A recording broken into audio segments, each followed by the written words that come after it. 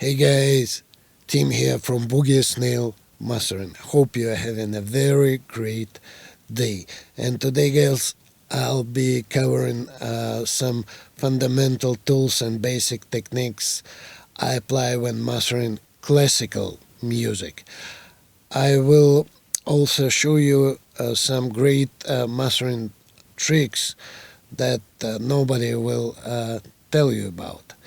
But before we start, please remember, if you have a mix that you need mastered, request a quote at bsmastering.com and receive 50% off your first order. And now, let's get started.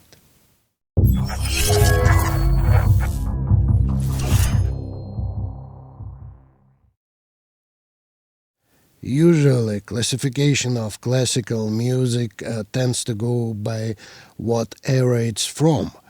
For instance, there's medieval Hildegard of Bingen, Renaissance William Byrd, Baroque Bach, Antonia Vivaldi, classical proper Mozart and Beethoven, romantic Tchaikovsky, Wagner, and then modern Debussy, Stravinsky, Copland.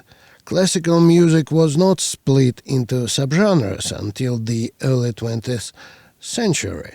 The modern era consists of subgenres like Impressionist, Maurice Ravel, Minimalist, Philip Glass, Avant-garde, John Cage, and so many others.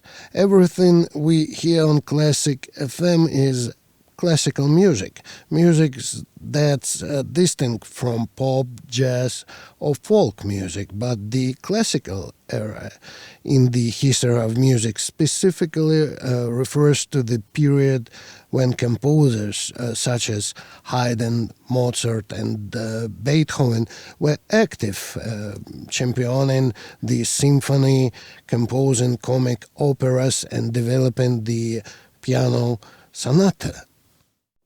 More than anything else, mastering of classical music is a gentle, organic process that checks for the obvious things like overall EQ, usable dynamic range, distortion in any peaks, track sequencing, ID timings, fade outs, tails, etc. Classical producers do not walk around saying to themselves, "Oh, this will sound much better after it's been mastered properly." Just doesn't work that way in that genre. The basic tendency of the classical music producers is that they are very conservative when it comes to things which would compromise the natural appearance of the instrument, so to say. The major job in mastering of classical music is to do something which is just more than nothing.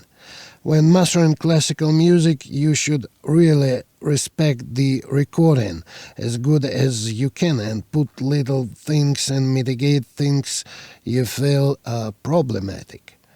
So today I have this classical rendition of the famous Vivaldi's composition Spring with a nice strings ensemble.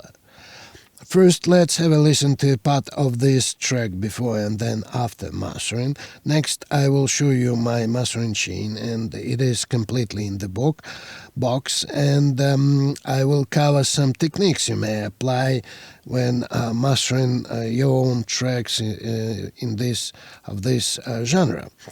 For fair comparison, I carry out level matched for original and mastered versions.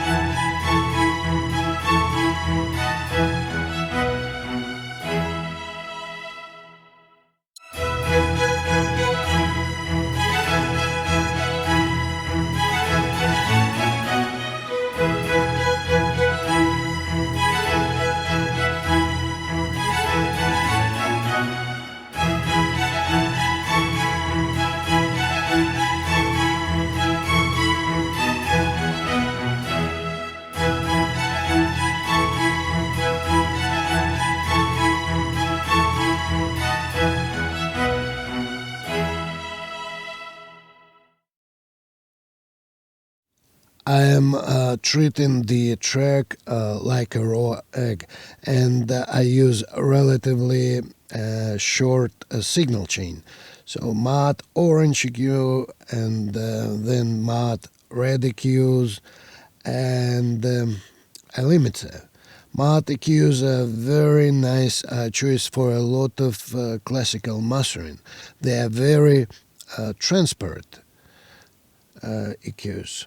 First, I use matte orange EQ to deal with some resonances, I would say piercing resonances in low-mid area in stereo portion, but without changing the tone of the violins. So, and it makes the track more relaxed, so to say.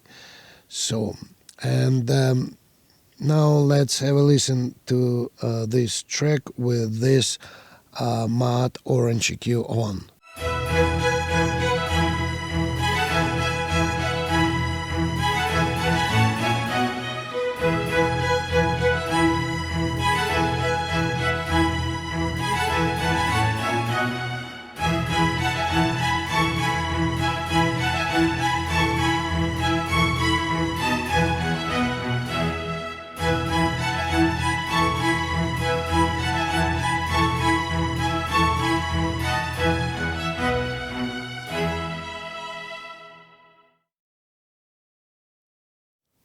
Next, I use my secret weapon, which is matte red EQ, and apply a special gentle slope for this track to sound great.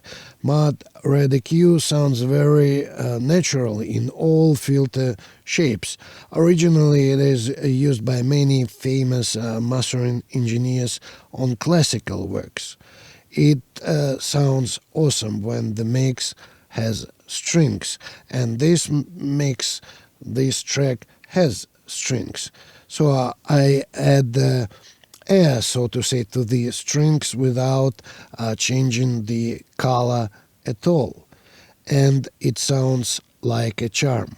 So now let's have a listen to this track with this matte red EQ on.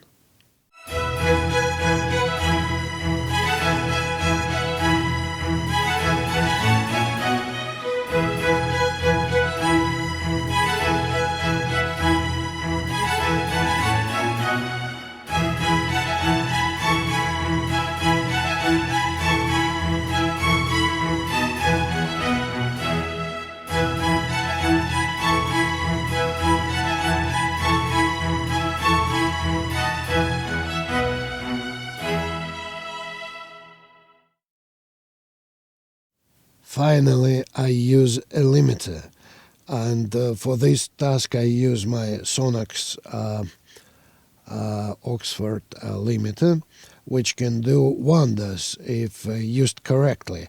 So I have found that turning off safe mode really opens up the sound for the better. And the enhance feature on the Sonax limiter is quite a beast. It gives me a nice, clean, wide master, and it is exactly what this track needs. So it really has some extraordinary capabilities when it comes to the sonic choices I can make at this final level of processing.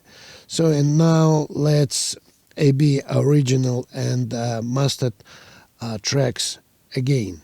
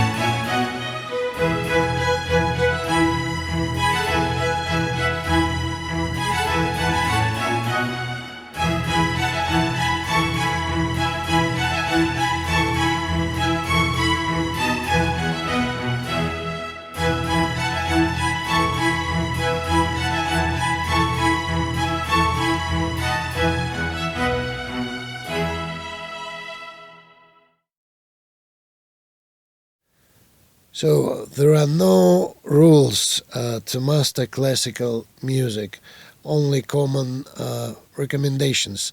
The intent is to present the performance as accurately as possible. So the mastering approach should be do no harm. So does this mean no limiting, no compression, no special effects, no equalization? Of course not. Mastering is always a matter of judgment and understanding what is the best for the music and the listeners, and of course understanding the genre. So that's about it for today's, and hopefully something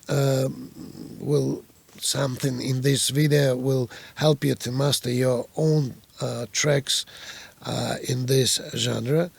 So if you like my videos, please subscribe and hit the notification bell to support my channel. Have a very nice and great day, and see you next time.